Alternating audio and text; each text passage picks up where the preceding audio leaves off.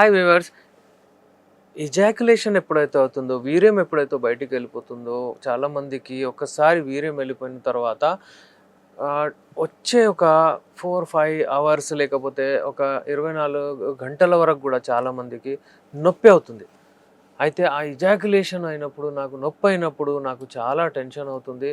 నేను అంటే మళ్ళీ ఆ నొప్పికి భరించలేకపోతున్నాను అని చాలామంది దీని కంప్లెయింట్స్ తీసుకొనొస్తారు. అయితే ఇది నార్మలా? ఇలా అవుతుందా? చూడండి, అలా అవ్వగూడదు. ఇది నార్మల్. అక్కడ ఎందుకవుతుందంటే, చాలా మటుకు అక్కడ సెన్సిటివిటీ ఎక్కువవుతుంది. ఏదో ఒకటి ఇంజ్యూరీ, ఏదో ఒకటి అబ్స్ట్రక్షన్, ఏదో ఇన్ఫెక్షన్ ఉంటుందనమాట.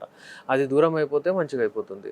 ఇంగ్లీష్‌లో యాంటీబయాటిక్స్ అవి ఇవి వాడిన తర్వాత గూడా టెంపరరీలీ తగ్గుతుంది. కానీ మళ్ళీ మనకు ఆ ప్రాబ్లమ్ పోవట్లేదన్నట్టు చాలామంది కంప్లెయింట్స్ ఇస్తున్నారు.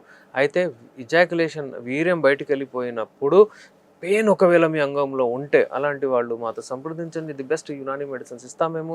నార్మల్లీ వీళ్ళకు ఒక 40 డేస్ నుంచి అంటే 20-40 డేస్ నుంచి వరకు మనకు రిజల్ట్ వచ్చేస్తుంది. కానీ 3-4 మంత్స్ కంప్లీట్ ట్రీట్మెంట్ చేసుకోవాలి.